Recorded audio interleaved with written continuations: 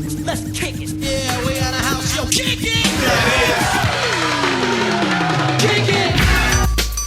Hello, everybody, and welcome back to another episode of American Soccer Quick Kicks. I'm your host, David Wright. Forgive me if I'm repping Atlanta United a little too hard in this video, but after 3 weeks of play in the season, Atlanta's sitting in first place in the East, so I'm a little excited about it. Tonight, we are here to talk about the offside rule. This is a rule that is easy to understand once you get it. I have found it difficult to explain. I'm going to try to do that in as concise a manner as I possibly can. So hopefully this will be helpful to you. It'll be helpful to friends of yours that are trying to understand the sport. This is the one that non-soccer fans have the most trouble with. It hangs people up the most, and I want to try to help you with this. If you can get this, then you'll perhaps a lot of the game will unlock for you, and that's what I'm hoping. So why does the offside rule exist? It exists so that you're not cherry picking, right? You're not leaving an attacker lurking around right in front of the goalkeeper all the time when all the action's taking place on the other end of the field. You're just kind of hanging way upfield right next to the opposing goal, waiting for a long pass, like an alley-oop, and you just slam dunk it in. That's kind of breaks the sporting spirit of the game. It's unfair to the defense. They've created the offside rule in order to prevent this kind of situation. So I'm going to explain what does it mean to be in an offside position, and when is it called by the ref? And what are the exceptions or the scenarios where offside will never be called? Okay, so a player is in an offside position when he is both ahead of the ball and the second last defender. So the reason we say the second last defender is because that's accounting for the goalkeeper, okay? So generally speaking, you can assume the goalkeeper is going to be ahead of the play. So generally speaking, what we're looking at is where is that attacking player in relation to that final field player, okay, the final defender, not counting the goalkeeper. And if a player is closer to the goal than both of those, like if a player is closer to the goal than the last field defender and the ball, then you're in offside position. However, being in an offside position is not in itself an infraction. That's not going to get called. The only way it's called is if a player's in an offside position and the ball is played to him. If he gets involved in the play. Now that might mean touching the ball. It might not. You don't necessarily have to touch it to be involved in the play. If you're doing anything to affect the action, like you can run across space and draw a defender with you, now you're involved in the play. Or if you act like you're going to receive the pass and then you don't, guess what? You're still involved. So but you can be a bump on the log, stand perfectly still, let the ball pass you, not affect anybody, and you won't get called. Now you're not involved in the play. The play's probably going to die, but you're not in an offside. You're not committing an offside infraction.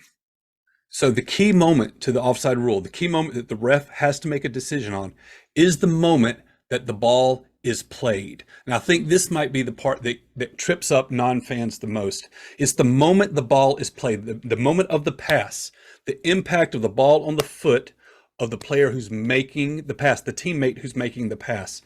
If the forward player is in an offside position at the moment the pass is played, not when the pass is received, not when the ball arrives, but when it is sent, what position is that most forward player in? Okay, so you can be in an onside position when the ball is played, and by the time the ball gets to you, if you've timed it well, you're now behind the defense. You've beaten the offside line, and you're running toward goal with the ball at your feet. So it's about timing, and it's a beautiful part of the game is when you can have that well-timed pass that launches a runner behind the defense. You know, you love to see it. That's one of the beauties of the game. So it's about the moment the ball is played, not when the ball is received. Does that make sense? You can be in an offside position. See, the defenders, if they're just standing still, you could be running at them at full speed, and if the pass is timed correctly, you're blowing past them and you're way behind them by the time you get the ball, and you're good to go.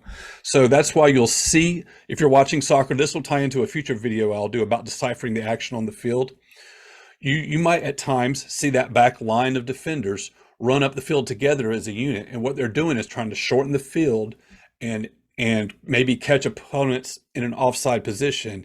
But also, when the other team is attacking, that defense hopefully is staying organized and is in a good, recognizable line, but they're maybe still running back with the runners toward their own goal, even though the ball hasn't been played yet. Well, the reason why is if you're standing still, that they can easily beat you with a through ball, like the pass that's going to be timed well and get a runner in behind you. And so you have to be ready to run with these guys. So there's few times where it's impossible to be offside.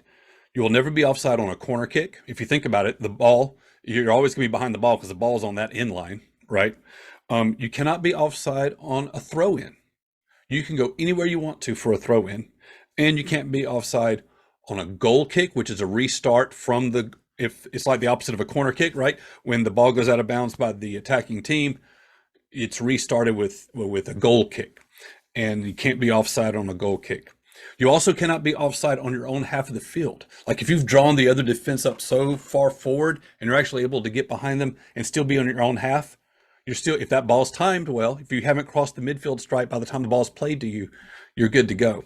So the other time that it's not going to be called is if the pass that's made to the person in the offside position, if that pass is made by the other team, like the defense makes a bad pass, they give the ball away, you're not offside, you're good to go. That pass that's made at the moment you're offside, it has to be from a teammate in order to be an infraction. So let me try this again. An offside position is when you're closer to the goal than either the ball or the second last defender. The infraction is called if that happens and you're involved in the play. At the moment the pass is made, are you in an offside position? Okay, it's at the moment the pass is made, not when you receive it. So when on replays, if you're watching matches, there's a controversial call and they're doing replays, they'll freeze the frame on the moment that the foot is on the ball of this guy, and then you're looking over here to see, all right, at this moment, is this guy offside or not? And just the tiniest bit of any part of your body other than your arms that's behind that last line, that second last defender, they're going to call it offside. Now here's the trick. It's not about, are you behind the defender that's marking you, the guy that's covering you. It's not necessarily about that guy. There could be someone on the other side of the field, 30 yards away, with his back to you, covering someone else. And if he's the defender that's the furthest back, then that's the line that counts. So there could be a moment where somebody way on the other side that's not even involved in the rest of the play is keeping you onside.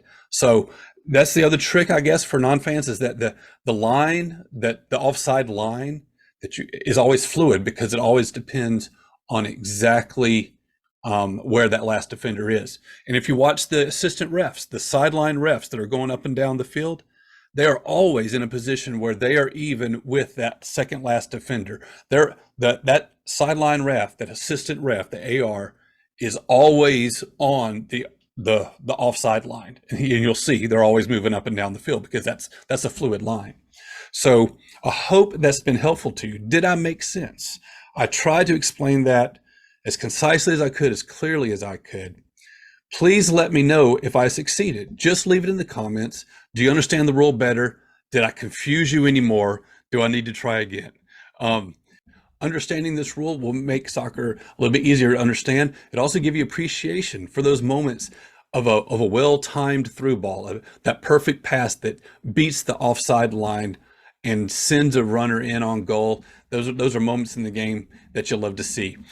Well, that's the best I can do with this tonight.